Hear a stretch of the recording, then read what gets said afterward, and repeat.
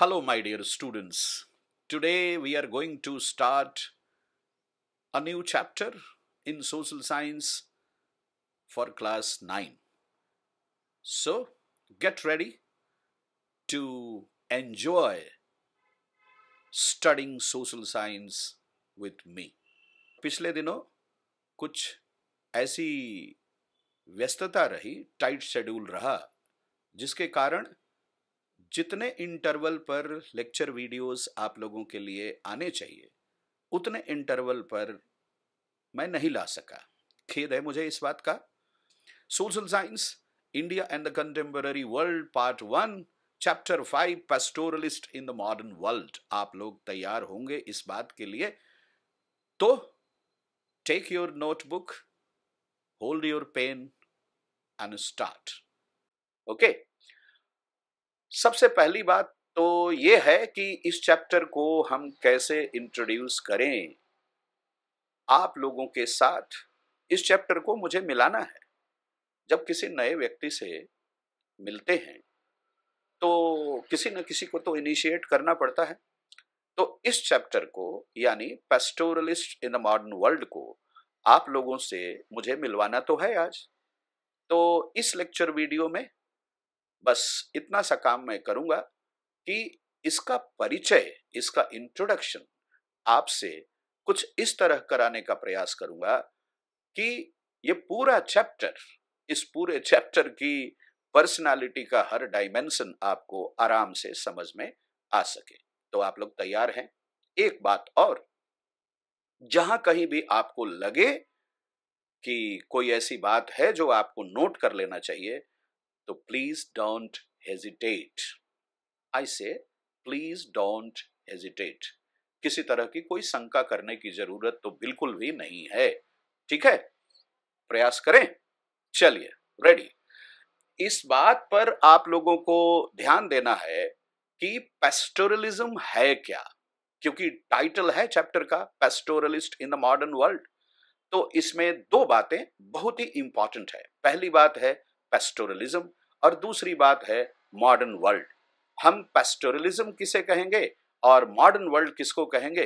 अगर इन दोनों के कनेक्शन को, if we are able to understand the connection between the two, then we are going to understand this chapter very well. So what is pastoralism? Pastoralism क्या है? सबसे पहले मैं आप लोगों को यह समझा देना चाहता हूं। तो शुरू करते हैं।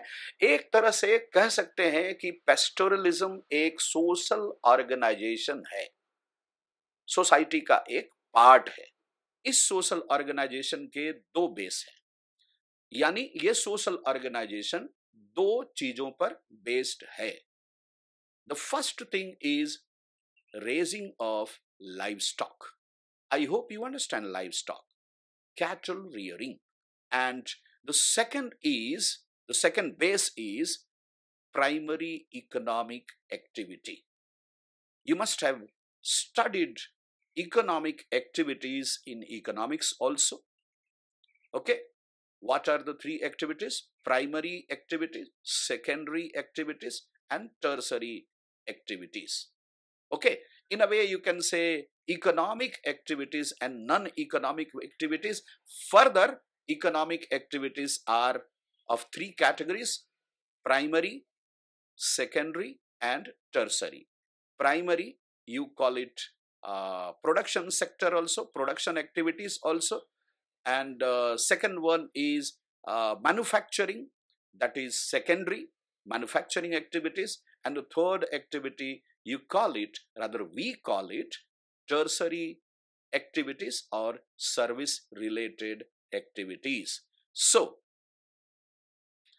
the second base of pastoralism is primary economic activities. So two bases are there of pastoralism. Base number one, raising of livestock, and base number two, primary economic activities.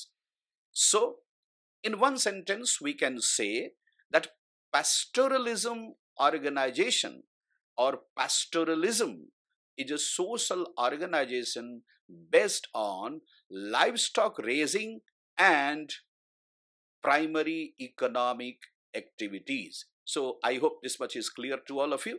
Now, pastoralism is used to, the term pastoralism I'm talking about, the term pastoralism is used to describe a certain type of animal husbandry. Certain type of animal husbandry. Why? Because this animal husbandry is nomadic, shifting from one place to the other place in search of food for self and fodder for the cattle.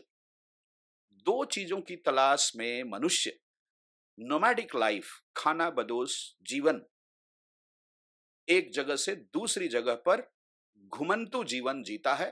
दो चीजों के लिए, एक हो जाता है अपने लिए भोजन और दूसरी बात हो जाती है अपने पालतू पशुओं के लिए, पाले गए पशुओं के लिए, अपने कैटल के लिए फॉडर। दो चीजों की तलाश, फूड की तलाश अपने लिए, फॉडर की तलाश अपने कैटल के लिए। सो the term pastoralism is used to describe a certain type of animal husbandry. This certain type is clear, I hope. Certain type means what? Ghumantu, nomadic, moving from one place to the other place in search of food and fodder, food for self and fodder for cattle. We can say that, I hope all of you are writing the main points you require to write.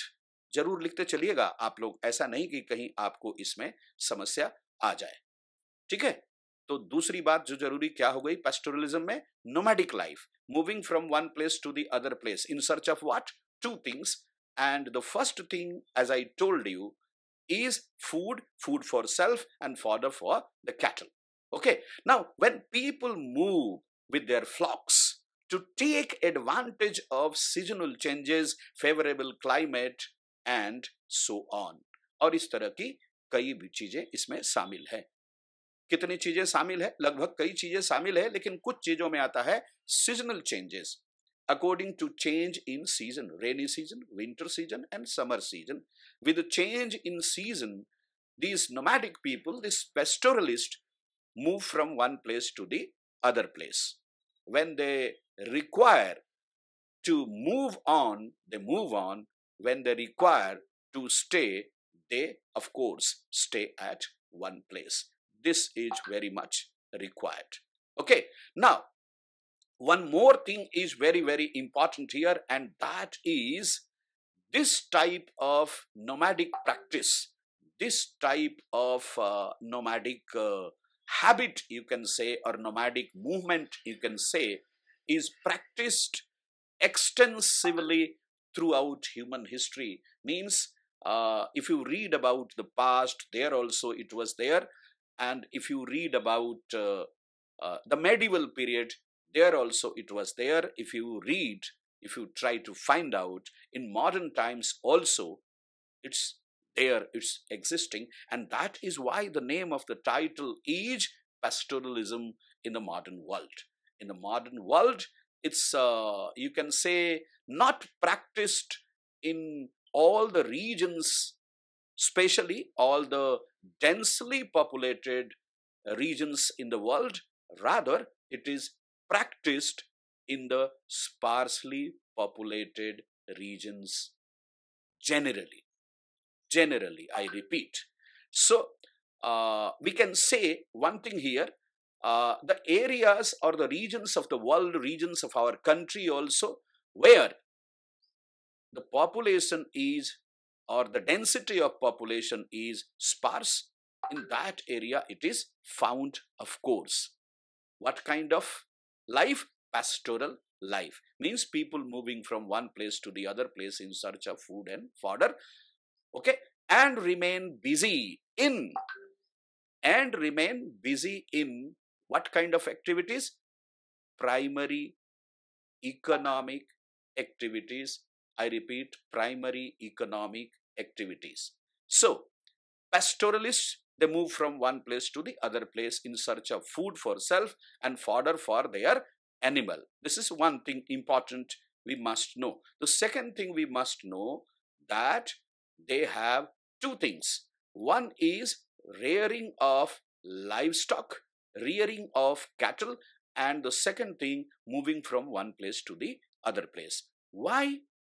Seasonal changes. Changes in season. When seasonal changes we say, means we are looking for favorable seasons. And this is very important to know.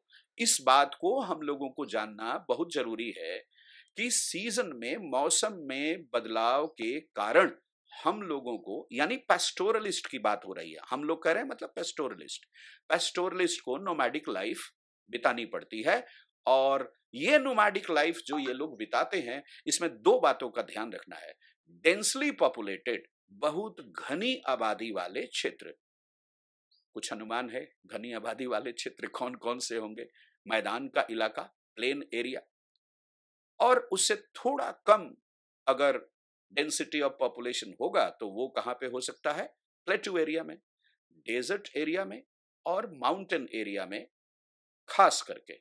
और बहुत tough, you can say, plateau area में population की density ज्यादा नहीं होती है। ये regions sparsely populated regions हैं, और इन्हीं रीजन्स में नोमैडिक लाइफ वाले पेस्टोरलिस्ट मिलते हैं। फिर से रिपीट कर रहा हूं, plain regions are densely populated, so it's very hard to find pastoral life, nomadic life in plain regions. Yes, of course, in sparsely populated regions like mountain regions, plateau regions, desert regions, this type of nomadic life, pastoral life, we can witness, we can see. तो ये बात आप लोगों को clear हो गई होगी, ऐसा हम लोग मानकर आगे बढ़े। ठीक है, आप भी सीख रहे हैं, मैं भी सीख रहा हूं, और ये कितनी अच्छी बात है कि हम आपसे सीखते हैं और आप हमसे सीखते हैं। ये बरकरार रहना चाहिए। सीखना मार्क्स के लिए कभी मत कीजिए। मार्क्स के लिए सीखेंगे तो सीखना हमेशा अधूरा रहेगा। ज्ञान के लिए सीखेंगे तो सीखना हमेशा पूरा रहेगा, और वो सीखना ही आपको अपने लाइफ में काम देगा। ठीक है, तो थोड़ी बात को और आगे बढ़ाते हैं। एक इंटरेस्टिंग बात यहां पर मुझे याद आ गई। किस बात से याद आई? पेस्टोरलिज्म वर्ड से आ गई। क्या है, एक जगह पे मैं कहीं पढ़ रहा था कि एक पोइट्री भी होती है जिसको बोलते हैं पेस्टोरल पोइट्री। आप लोगों में से कोई अनुमान लगा सकता है पेस्टोरल पोइट्री किसको कहते हैं? अगर आप अनुमान लगा सके तो इसके बारे में कभी पेस्टोरल पोइट्री पढ़ने का कोशिश जरूर कीजिएगा। किसी और लेक्चर वीडियो में मैं इसके ऊपर और अधिक चर्चा कर दूंगा। फिलहाल हम लोग इतना जाने कि पेस्टोरल पोइट्री का मतलब होता है कि वो पोइट्री जिसमें पोइट पेस्टोरल लाइफ को डिस्क्राइब करता है, नोमैडिक लाइफ और उनके लाइवस्टॉक के बारे में वो पोइट्री करता है, कविताएं लिखता है, जहां पर कवि पेस्टोरल लाइफ के बारे में, लोगों के घुमंतु जीवन के बारे में, लोगों के खाना बदोश जीवन के बारे में, मैं जानबूझ करके हिंदी और इंग्लिश मिक्स करके बोल रहा हूं ताकि अधिक से अधिक बच्चों को इसका लाभ मिल सके, अधिक से अधिक स्टूडेंट्स को इसका लाभ मिल सके, जो मेरे करीब हैं उनको भी मिल सके और जो मुझसे बहुत दूर हैं उनको भी मिल सके। रादर दूर हैं उनको ज्यादा मिले, नजदीक वाले तो कभी भी पालेंगे। ठीक है, तो ह्यूमन बीइंग का नेचर के साथ जो रिलेशन है वो तो आप लोग भी मानेंगे कि नोमैडिक लाइफ में ही ज्यादा मिलेगा। एक जगह पर सेटल्ड लाइफ जीने वाले लोगों से ज्यादा नेचुरल लाइफ, नेचर की गोद में life, in the lap of nature life कौन बिताता है? नोमैडिक लोग बिताते हैं, क्योंकि प्रकृति सीजन में बदलाव लाएगी और सीजनल चेंजेस के साथ वो भी अपने प्लेसेस को चेंज करेंगे। और इस चेंज का मजा वो खुद भी लेते हैं, उनके कैटल भी लेते हैं, और साथ साथ वो एक बहुत बड़ा कंट्रीब्यूशन करते हैं। इसके बारे में हम लोग आगे चर्चा करेंगे, आपको भी बहुत मजा आएगा। Their life is very simple, उनका जीवन बहुत ही सिंपल होता है, बहुत साधारण जीवन जीते हैं लोग। फूड चाहिए, क्लोथिंग चाहिए, शेल्टर, रमता जोगी बहता पानी, जहां शाम वही बिहान, कहां सो जाएंगे, कहां प्रकृति में खो जाएंगे, ये तो खुद उनको भी मालूम नहीं होता है। उनकी लाइफ उनके कैटल के लिए मिलने वाले पास्चर लैंड पर बहुत कुछ डिपेंड करती है। बहुत इंटरेस्टिंग बातें आगे आने वाली है, आप लोगों को बहुत मजा आएगा, ठीक है। और जब आपको पढ़ाई में मजा आने लगे तो समझ लीजिएगा कि आपको सीखना आ रहा है, आप अच्छे से सीख रहे हैं, और आप सीखेंगे तो मुझे भी मजा आएगा, आनंद आएगा आपको सिखाने में। तो थोड़ा सा आगे हम लोग बढ़ते हैं। पास्टोरल पोइट्री बहुत ही पॉपुलर हुई थी एक समय में, और इसकी पॉपुलैरिटी के पीछे मैं आपको बताऊं कि इतने अच्छे अच्छे आइडियल्स आए थे, इतने अच्छे अच्छे आदर्श आए, इतनी अच्छी अच्छी प्रैक्टिसेस आई कि कुछ तो आज भी चल रही हैं, ठीक है। हिंदी में आपने सुना होगा, सुमित्रा नंदन पंत को प्रकृति का सुकुमार कवि कहा जाता है। उन्होंने भी पास्टोरल लाइफ के ऊपर कविताएं हिंदी में लिखी हैं। विलियम वर्ड्सवर्थ के बारे में आप लोगों ने सुना होगा, उनको भी नेचर पोइट कहा जाता है। तो वर्ल्ड के चाहे किसी भी लैंग्वेज में, आप जिस भी भाषा के हैं, तमिल हैं, तेलुगु हैं, कन्नड़ हैं, मलयालम हैं, गुजराती हैं, सिंधी हैं, बंगाली हैं, उड़िया हैं, असमी हैं, त्रिपुरी हैं, मणिपुरी हैं, कोई भी भाषा आप बोलते हैं, आपके क्षेत्र के भी जो पोइट होंगे वो नेचर पोइट कोई ना कोई तो मिलेंगे। आप खुद भी नेचर पोइट हैं, कभी प्रकृति में जाइए, बहुत तरह की चीजें देखने को मिलेंगी, और उसके ऊपर आप कुछ भी लिख सकते हैं। कविता नुमा लिखिए, कोई कोशिश करके देखिए, तो हो जाएगा कि आप हो गए पास्टोरल पोइट, और आपकी पोइट्री हो गई पास्टोरल पोइट्री, ठीक है। तो पास्टोरल पोइट्री में क्या होता है भाई? Relationship between human beings and pastoral life. Human being के पास्टोरल लाइफ, यानी ह्यूमन और उनके लाइफ स्टॉक के रिलेशनशिप के बारे में जो पोइट्री की जाती है, वही पास्टोरल पोइट्री हो गई, ठीक है। ये जो पास्टोरल पोइट्री से थोड़ा बाहर निकलने का भी प्रयास अब किया जाए, ठीक है। तो थोड़ा परिचय हो चुका है, थोड़ा और परिचय हम लोग करेंगे pastoralism in the modern world, pastoralist in the modern world के बारे में। ये जो नोमैडिक लोग होते हैं ना, they do not live at one place, ये तो हम लोग जान चुके हैं, and they move from one place to the other place, ये भी जान चुके हैं, in search of food for themselves, fodder for their cattle. और तीसरी बात है कि जब फूड अपने लिए खोजेंगे, फॉडर अपने कैटल के लिए खोजेंगे, तो उनको अपने कैटल से तो बहुत कुछ मिलेगा। वो कैटल को पास्चर लैंड दे रहे हैं, घूम घूम के करके बेचारे उनका पालन पोषण कर रहे हैं, तो वो कैटल भी वफादार है, ठीक है। वो कैटल भी नमक हलाल है, नमक हराम नहीं है, ठीक है। तो वो उसका नमक का मोल चुकाएंगे। कैटल से उनको मिल्क मिलेगा, वुल मिलेगा, मीट मिलेगा, और बहुत चीजें मिलेंगी, ठीक है। तो इन चीजों का वो व्यापार भी करते हैं, इन चीजों की सेलिंग वो जब रास्ते में चलते हैं तो करते हैं। एक जगह से जब दूसरे जगह पर कोई नोमैडिक ग्रुप शिफ्ट होता है तो वो जाता है, रास्ते में जो भी अगर कोई लोग मिल गए और वो उनसे वो चीजें खरीदना चाहते हैं तो उनको वो बेचते हैं, ठीक है। ये कल्चरल एक्सचेंज में भी बहुत बड़ा रोल प्ले करते हैं, ये भी हम लोगों ने ध्यान दे रहे हैं ना आप लोग। हाँ, जो भी जहां भी लगे आपको कि ये बात, ये पॉइंट आपको नोट कर लेना चाहिए, तो मुझे लगता है कि आपको नोट कर लेना चाहिए, ठीक है। तो पहली बात हम लोगों ने ये क्लियर किया कि they move from one place to the other place. दूसरी बात किया कि in search of food for themselves. तीसरी बात, in search of fodder for their cattle.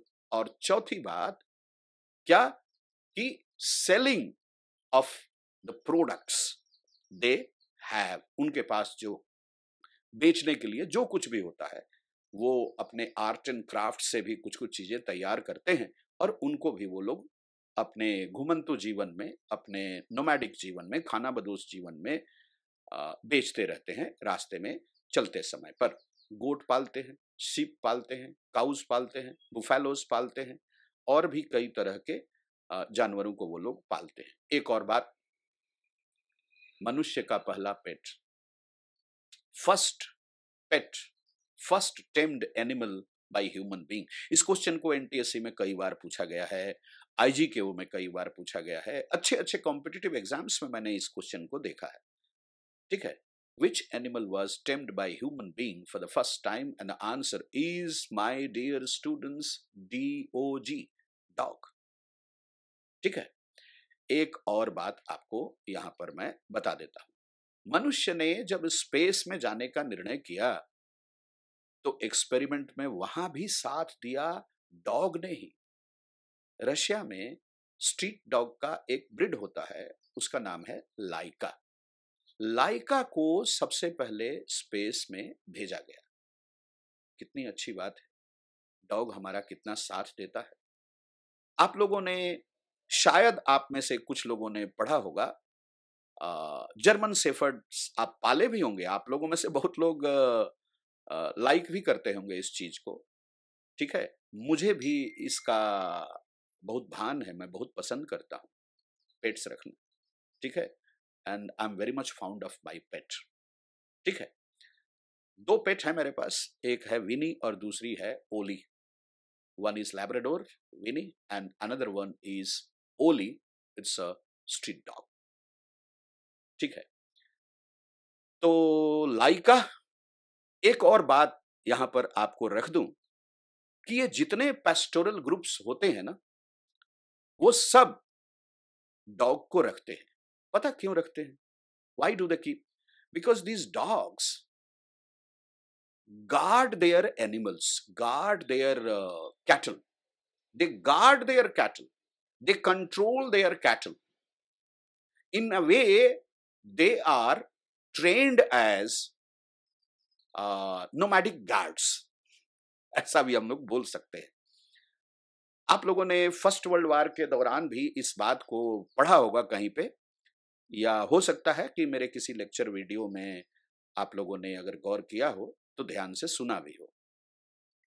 German shepherd and Alsatian, Germany और फ्रांस का बॉर्डर है, तो अगर जर्मनी में बोलेंगे तो जर्मन शेफर्ड, और सेम ब्रीड अगर आप Alsace Lorraine region of France में बोलेंगे तो वो अल्सेसियन हो जाएगा।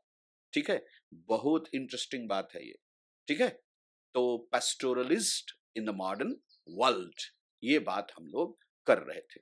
ठीक है, कहीं कहीं आपको एनिमल्स के बारे में जरूर याद रखना होगा, और ये एनिमल्स का नाम अगर आपको याद है, I mean cattle, pet animals का नाम अगर याद है तो आप आसानी से बाइफरकेट कर सकते हैं बिना रटे। रटने का काम तो करना ही नहीं है, बिना रटे, without mugging up the things, you can guess, you can find out, you are intelligent enough, you all are smart enough to find out which animal is tamed in which climatic region or which region, which part of your country.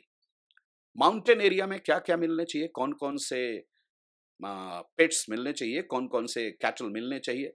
Desert area में कौन कौन से cattle मिलने चाहिए, प्लेटू reason में कौन कौन से कैटल मिलने चाहिए, प्लेन रीजन में कौन कौन से कैटल मिलने चाहिए। इनमें से कुछ कैटल ऐसे होंगे जो तीनों चारों में कॉमन होंगे, प्लेट्यूज में भी मिलेंगे, प्लेन्स भी मिलेंगे, डेजर्ट्स में भी मिलेंगे, माउंटेन्स में भी मिलेंगे। Try to guess it. Okay, remember, after the end of the chapter, this is the first lecture video of this chapter. After the last lecture video of the chapter, we are going to organize quiz also for 1 mark question, so that you'll be getting the maximum of this chapter. ठीक है, थोड़ा सा और रह गया है तो आगे बढ़ते हैं। आगे ये बढ़ते हैं कि हम लोगों के सामने अब 4 बड़े प्रश्न हैं। पहला क्वेश्चन आता है, हम लोगों के सामने ये प्रश्न खड़े हैं, हमें इनका जवाब ढूंढना है। आगे के लेक्चर वीडियो में ये मिलेंगे, ये सबके आंसर मिलेंगे, डोंट वरी। हम सब मिलके सीखेंगे, और मिलके सीखेंगे तो सीखना बड़ा आसान हो जाएगा। ठीक है, क्वेश्चन आंसर्स भी बीच बीच में हम लोग डिस्कस करते रहेंगे। जैसे जैसे टॉपिक्स आएंगे, I shall be telling you what kind of questions are asked, what types of questions are asked, what questions are asked, and for how many marks, and what should be the word limit. That also we are going to discuss. It's going to be very fruitful in my opinion. Your opinion only you can give. You are free to give your opinion. So first question we are going to study in this chapter. After studying this chapter, we are going to understand where these nomadic people are coming from. कौन सा nomadic group कौन से area से आता है, इस बात को हम लोग सीख जाएंगे। दूसरे प्रश्न का जो हम लोग उत्तर ढूंढेंगे, the second question we are going to answer in this chapter is where they are headed. Means कौन से एरिया में वो लोग घूमते घूमते जाते हैं, कहां से आते हैं, कहां पर जाते हैं, और क्या कमाते हैं जीने के लिए। क्योंकि घूमते ही रहेंगे तो खाएंगे क्या, घूमते घूमते कमाते भी रहना है, और घूमते घूमते जहां पे रुक जाना है वहां पर रुक नहीं जाना है, वहां पे कुछ काम निपटाने हैं। एक एग्जांपल दे रहा हूं आप लोग को।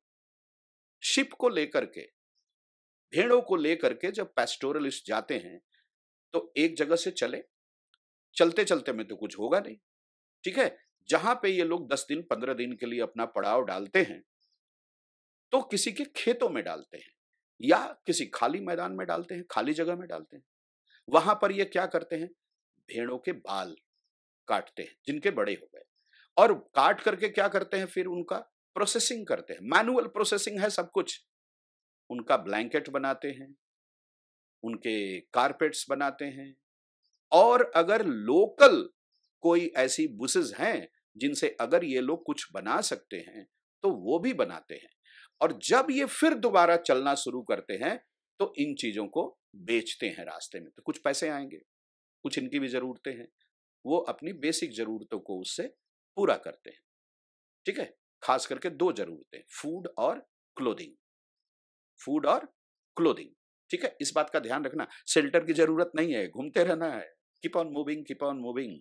तीसरा प्रश्न हो गया। और चौथा प्रश्न हम लोग एक तरह से कह सकते हैं कि ढूंढते हैं कि इनका पास्ट कैसा रहा है, इनका भूत कैसा रहा। भूत का मतलब भूत नहीं, भूत का मतलब पास्ट। ठीक है, history is the study of past. इतिहास में हम यही तो करते हैं, अपने पास्ट के बारे में पढ़ते हैं। अगर उनमें कुछ अच्छी चीजें हैं तो उसको हम कहते हैं हम भी ऐसा करेंगे। अगर पास्ट में हमें यह मिलता है कि किसी ने कोई मिस्टेक किया था, उसका ऐसे भुगतना पड़ा, तो हम ये निश्चित करते हैं कि हाँ, हम ऐसा मिस्टेक करने वाले तो नहीं हैं।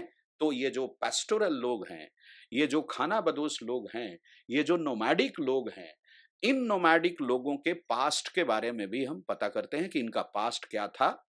और जब देश आजाद हो गया, हमारा कंट्री जब आजाद हो गया, when we were under the British, what were the conditions of the life of pastoral people in our country, and after independence, what our independent India government has done for them, especially food, clothing, shelter, education, health, transport। इसके लिए, इनके लिए क्या क्या बदलाव आए हैं। British period में एक बात याद रखना आप लोग, मैं यही समझा दे रहा हूं। ब्रिटिश पीरियड में जो हमारे रूलर थे, यानी जो ब्रिटिश लोग थे, उनका एक ही मकसद था बच्चों। क्या मकसद था? इंडिया वो किस लिए आए थे? लूटने। तो जितना ज्यादा से ज्यादा लूट सके। और पेस्टोरल लोग तो घूमते रहते थे, एक जगह से दूसरे जगह ये लोग खूब घूमते रहते थे। और इसी घूमने के क्रम में अंग्रेजों को एक नुकसान होता था। वो किस चीज का नुकसान? पैसे का। अगर ये घूमते रहेंगे तो इनसे रेवेन्यू कैसे कलेक्ट करेंगे? So the British, I mean the colonial rulers, they wanted pastoralist people to settle at one place so that they could fetch revenue. They could collect revenue from them by this way or by that way or in many ways. अधिक से अधिक लूटना, यही तो उनका मकसद था. अधिक से अधिक खसोटना, यही तो उनका मकसद था. And these pastoralists, they were clever than then. ये लोग भी जानते थे कि रुक गए तो झुक गए और झुक गए तो लुट गए. इसलिए ये लोग भी क्या करते थे, घूमते रहते, पकड़ लो. जब तक कोई जगह पे रुक करके ये कुछ अपना काम करते थे, ग्रेजिंग करते थे, और जैसे इनको भनक होती थी ये वहां से निकल पड़ते थे. खोजते रहो, वो बोलते हैं ना, ढूंढते रह जाओगे, तो वैसे ही ढूंढते रह जाओगे. बट आजादी के बाद तो स्थिति बदल गई ना. After independence situation changed. Now the government wanted them to settle, but here also the government wants them to settle, but objective is different. उद्देश्य अलग है. ठीक है. आज ये पेस्टोरल लोग गुलाम नहीं है, आजाद देश के नागरिक हैं और समानता का अधिकार है उनको. Equal rights they have got, equal opportunities they have got. So it's the duty, it's the responsibility of everyone in the country, including the government of our country, to provide them a settled life, food, clothing, shelter, education, health to their children, innocent looking children. Good life, decent life to the women in the nomadic groups. Yatra naryastu punjyante ramante tatra devata. जहां महिलाओं का सम्मान होता है, देवता वही निवास करते हैं. और हमारा देश तो और भी निराला है. ज्ञान की देवी, ज्ञान के देवता नहीं. धन की देवी, धन के देवता नहीं. शक्ति की देवी, शक्ति के देवता नहीं. ज्ञान की देवी सरस्वती, धन की देवी लक्ष्मी और शक्ति की देवी दुर्गा. ठीक है. तो इसीलिए सबका बराबर अधिकार है. So our government after independence has been working for providing them the best facilities possible. But first, the pastoralists also need to settle at one place. सबसे पहला काम है उनको एक जगह पे सेटल कराना. अगर वो सेटल हो जाते हैं तो फिर उसके बाद तो बात ही अलग है. देखिए, इट्स नॉट गुड. ये अच्छी बात नहीं है. क्यों? क्योंकि हम लोग बाकी आर्टिजन्स, कारपेंटर्स के बारे में हम लोग पढ़ते हैं, कॉबलर्स के बारे में हम लोग पढ़ते हैं, वॉशरमैन के बारे में हम लोग पढ़ते हैं, आयरन स्मिथ के बारे में हम लोग पढ़ते हैं. We study about these artisans. Potters के बारे में हम लोग पढ़ते हैं. लेकिन नोमैडिक लोगों को हम लोग नेग्लेक्ट कर देते हैं. We should not neglect them.